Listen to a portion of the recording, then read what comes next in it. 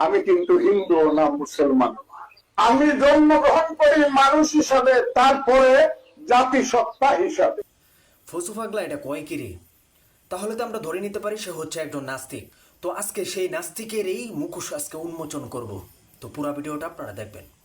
সে যে নাস্তিক তার আরেকটা প্রমাণ আমি আপনাদেরকে দিতেছি, যে সে আল্লাহ তাআলাকে প্রভু মানে, রসুল করিম সাল্লাল্লাহু আলাইহি সাল্লামকে নেতা মানে না।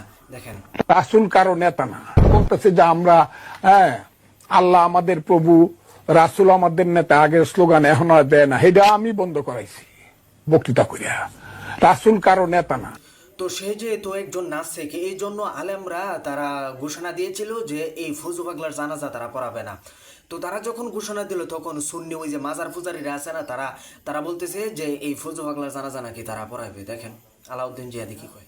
বীর মুক্তিযোদ্ধা অ্যাডভোকেট ফজলুর রহমানের জানাজা নবীর দুশমনরা পড়ার দরকার নাই, আর জানাজা পড়বে আশিক রাসূল সুন্নি আলেমরা। ঠিক কিনা বলে? রাসূল কারো নেতা না। একদম ঠিক আছে, একদম ঠিক আছে। কারণ হচ্ছে ফজু পাগলা হচ্ছে একটা নাস্তিক, আর ওই যে যারা মাজার পূজারীরা ঘোষণা দিয়েছে যে তার জানাজা তারা পড়াবে, তো তাদেরও তো ইমান নাই, তারা মাজার পূজারি করে, তারা হচ্ছে মুশরিক। তো মুশরিকরা জানাজা মুশরিকরা নাস্তিকের জানাজা নামাজ পড়াবে, তো সমস্যা কি আছে? পড়াও। ফজু পাগলা দাবি করে যে সে নাকি একজন বড় মাপের মুক্তিযোদ্ধা। আবার টকশোর মধ্যে গিয়েও তারা বলে, এই রাজাকারের বাচ্চারা, এখনো ফজলুর রহমান ফজু পাগলা জীবিত আছে, তোরা কিছুই করতে পারবে না দেশের। সে নাকি বিশাল বড় মুক্তিযোদ্ধা, অথচ সে জীবনের রাইফেলে হাতে লয় নাই। সে আবার কিভাবে মুক্তিযোদ্ধা হইল? দেখেন আইয়ুব দাদা কি কয়। ফজলুর রহমান ভাই আমরা সম্মান করি, সে রাজনীতি করে, তবে তার কোনো চরিত্র আছে বলে আমি মনে করি না। সে সম্পূর্ণ মিথ্যা কথা বলে। সে ছিল বিএলএফ, সে বিএলএফ ছিল, আমার ভাই বিএলএফ ছিল, আমার চাচাতো ভাই বিএলএফ ছিল। তারা যারা দুনিয়া ট্রেনিং দেওয়ার পর তারা কোনোদিন রাইফেল হাতে নেয় নাই। ওরে ভাই বুঝতে পেরেছি, ওই যে আমরা যে খবর পত্রিকার মধ্যে আমরা দেখেছিলাম যে 1 লক্ষ ভুয়া মুক্তিযোদ্ধা আছে, তার মধ্যে এই ফজু পাগলা মনে হয় ভুয়া মুক্তিযোদ্ধার লিডার, আমার যেটা মনে হইতেছে। আর সে তো রাইফেল জীবনে হাতে লয়নি। স্পিকার বলতেছে যে রাইফেল হাতে নেয়নি, যুদ্ধ করেনি, সে কোনোদিন মুক্তিযোদ্ধা হতে পারবে না। দেখেন স্পিকার কি বলে।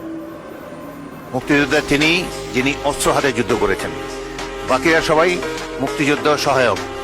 এই সংজ্ঞা পরিবর্তিত হয়ে গেছে। এখানে কজন অস্ত্র হাতে যুদ্ধ করেছে আমার জানা নাই। অতএব যিনি অস্ত্র হাতে যুদ্ধ করেছেন প্রকৃত মুক্তিযোদ্ধার সংজ্ঞার মধ্যে পড়েন, তাহলে সেভাবে তাকে উল্লেখ করার চেষ্টা। যেহেতু ভুয়া মুক্তিযোদ্ধা এবং একজন নাস্তিক, আর একজন নাস্তিকের ঠিকানা এই বাংলাদেশের মধ্যে হতে পারে না, এই জন্য তাকে আগে জুতা পেটা করো, জুতা পেটা, আগে জুতার বাড়ি লাগাও, পরে হবে কথা। দেখেন জুতার বাড়ি কিভাবে, কি সুন্দর জুতার বাড়িটি খাইতেছে।